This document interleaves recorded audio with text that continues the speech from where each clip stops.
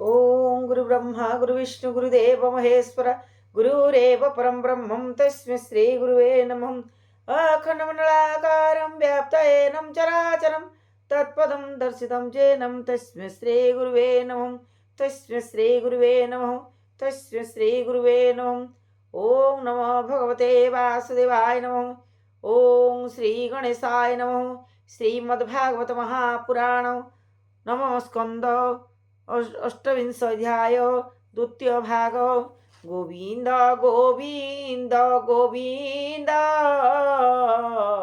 पदु गलुछि मकरंद से मकरंद पान करी एले तोरिले ब्रजनारी से ब्रजनारी कपयोरे मन मरहु निरंतरे मो मन निरंतरे रहु। हा कृष्ण बोली जीव जाओ, हा कृष्ण बोली जाऊ जीव मते उद्धार वासुदेव।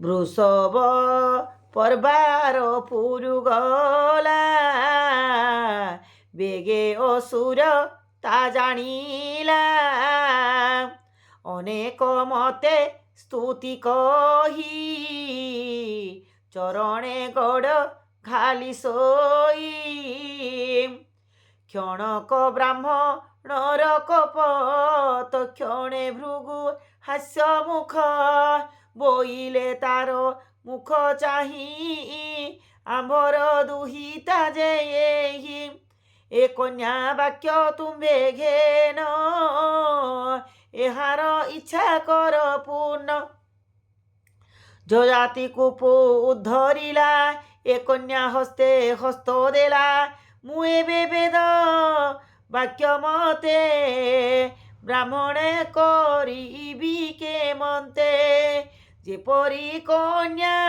हुए शांति ताबेगे कर तुनुपति। भृगुंक वाक्य मने गुणी से वृषभर्वा रूपमणि देवजानीर पासे गला विनय होई न कहिला निज कन्यार दोष मान समस्त कला निवेदन। ताहार स्तुति वाक्य शुणी संतुष्ट होई देवजानी निजर जहा अभिलाष तागे कलाक प्रकाश। बोलोई शुक्रर दुहिता शुणतु आम्भर बारता मो पिता जही मते देव शर्मिष्ठा मोर संगे थिब मुतार हेबी श्रेष्ठ नारी तो कन्या हेब परिबारी। कन्यार ठारू बाणी शुणी असुर राज हेला तुनी भालंती वृष पर्वाराए विपद पड़िला थकाए। सखी समेत कन्याणी बोइला निय देवजानी एमंते शर्मिष्ठा होइला देवजानीर दासी हेला। शर्मिष्ठा देवजानी तुले जजाति बेरे बरे विभा देले शुक्र जजाति मुख चाही कहंती शुण नृप साई शर्मिष्ठा संगे सहवास कले लभिबु अति क्लेश। शर्मिष्ठा तुले दिव्य नारी ज्ञानी सती को परिवारी खटई देव जानी तुले जजाति संगे भाव भोले।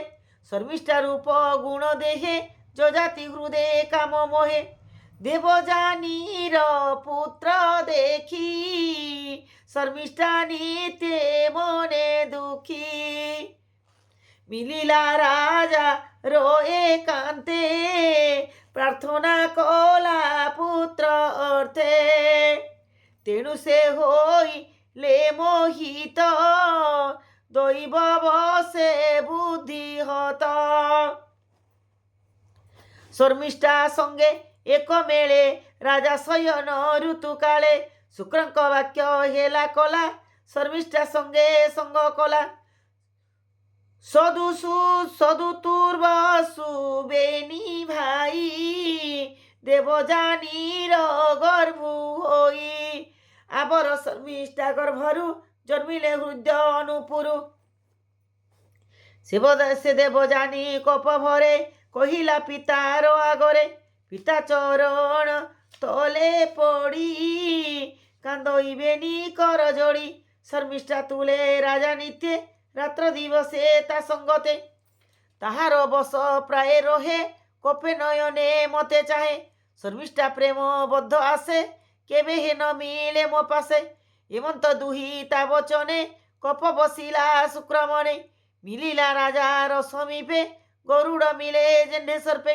ବୋଇଲା କୋପ ଭର ହୋଇ ଅଧର୍ମ ଆଚରିଲୁ ତୁହି ମୋର ଦୁହିତା କରୁ ଦୂର ଶର୍ମିଷ୍ଠା ମନେ ତୋହରେ ତୋର ତୁ ଏବେ ରାଜା ତୁ ଏବେ ଜରା ରୂପ ହୋଇ ଶୟନ ନିତ୍ୟ ଥାଅ ତୁହି ଏମନ୍ତ ସାପ ଦେଲେ ମୁନି ତକ୍ଷଣେ ବୃଦ୍ଧ ଦେହ ଘେନି ଯଜାତି ରହିଲା ଶୟନେ ଉଠି ନ ପାରେ ରାତ୍ର ଦିନେ ଏମନ୍ତ ତାର ପାଞ୍ଚ ସୁତ ବେନି କନ୍ୟାର ଗର୍ଭଜାତ ହୋଇ ବଢ଼ିଲେ ଦିନେ ଦିନେ ପ୍ରଚଣ୍ଡ ସୂର୍ଯ୍ୟ ତେଜ ଘନେ ଯେନେ ଏମନ୍ତେ କିଛି ଦିନ ଅନ୍ତେ ଯଜାତି ଭୋଗ ମନେ ଚିନ୍ତେ କାନ୍ଦିନ ଯଜାତି ବିକଳେ ପଡ଼ିଲା ଭୃଗୁ ପାଦ ତଳେ ସ୍ୱଭାବେ ଦୁଇ ତାର ପତି ଉପାୟ କହେ ଶୁକ୍ର ଚିନ୍ତି ସୁତକୁ ଜରା ରୂପ ଦେଇ ସଂସାର ଭୋଗ କର ତୁହି ସେ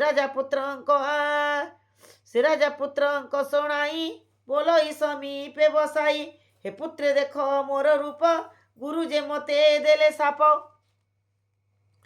ବୃଦ୍ଧ ହୋଇଲି ଯୁବା କାଳେ ଘନ ଯେ ସନେ ଅନ୍ତରାଳେ ଦେଖ ଏ ମନୁଷ୍ୟ ଶରୀର ବିଷ୍ଣୁର ଭୋଗର ମନ୍ଦିର ଇନ୍ଦ୍ରିୟ ଭୋଗ ଜୀବ ରହେ ଯଜ୍ଞ ପୁରୁଷ ବସେ ଦେହେ ତେବେ ବାଞ୍ଛିତ ଯେ ଶରୀର ନିଶ୍ଚଳ ହୋଇଲା ମୋହର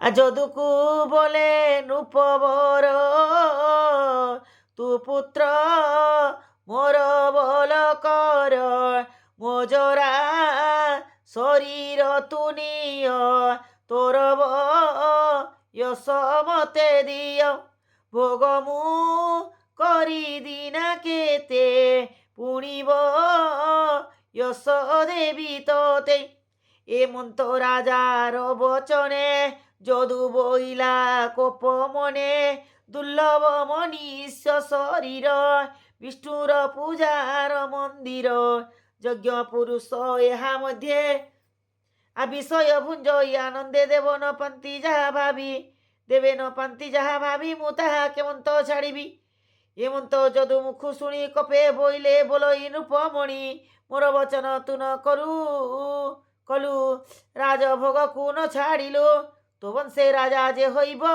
ମୂର୍ଧନା ଫାଟି ସେ ମରିବ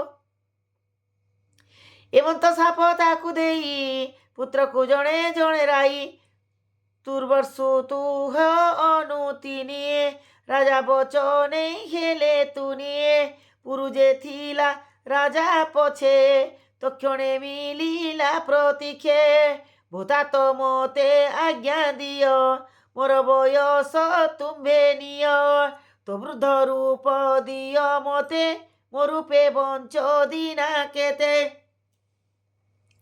ଏ ଦେହ ଶୁଣ ନର ରାଣ କେ ବୁଝିପାରେ ପିତୃଋଣ ପିତାର ମନ ଜାଣି କରେ ଉତ୍ତମ ପୁତ୍ର ସେ ବ୍ୟବହାରେ ଶ୍ରଦ୍ଧାରେ ଆଜ୍ଞା ଯେ ପାଳଇ ମଧ୍ୟମ ପୁତ୍ର ସେ ବୋଲାଇ ଶ୍ରଦ୍ଧା ବିହୀନେ ଯେହୁ ପାଳେ ଅଧମ ପୁତ୍ର ସେ ଶୟଳେ ପିତାକୁ ଲଙ୍ଘେ ଯେ ଅଜ୍ଞାନ ସେ ପିତାମଳ ମୂତ୍ର ଜାଣ ଏମନ୍ତ କହି ନୃପଗଳା ପିତାଙ୍କୁ ନିଜ ରୂପ ଦେଲା ନିଶ୍ଚଳେ ରହିଲା ତା ମନ ଏମନ୍ତ କଲା ଗଲା କେତେ ଦିନ ପୁରୁକୁ ଜରା ରୂପ ଦେଇ ରାଜା ହୋଇଲା ଦିବ୍ୟ ଦେହି ଭୋଗ ସେ କଲା ନାନା ମତେ ଇନ୍ଦ୍ରିୟ ଲାଲସାୟତେ ହୋଇଲା ସାତ ଦୀପେ ରାଜା ସୁଖେ ପାଲିଲା জন ପ୍ରଜା ନିଶ୍ଚିନ୍ତେ ଦେବ ଜାନି ସଙ୍ଗେ ଭୋଗ ଯେ କଲା ନାନା ରଙ୍ଗେ ଅନେକ ଯଜ୍ଞ ଦାନ ମତେ সেবিলা বিষ্ণু পাদগতে। যে হরি দেহ এ জগত, আকাশে ধর জল ধর মত। সে হরি পাদে মন চিন্তি, বিষয় ভোগ কোন চিন্তি। ইন্দ্রিয় ন পারিলে জিণি, ভোগে ত্রুপতি কাহি পুଣି। কই বিপ্র জগন্নাথ, নম বংশানুচরিত। সুজন জনে ଏହା শুনি, চরিত ভব তরিব ভব তরঙ্গিণী। ইতি শ্রীমদ্ভাগবতে মহাপুরাণে পারমহংস্যা সহিতায় নবম স্কন্ধে যজাতি চরিতম নাম অষ্টাদশোऽধ্যায়ः समाप्तः।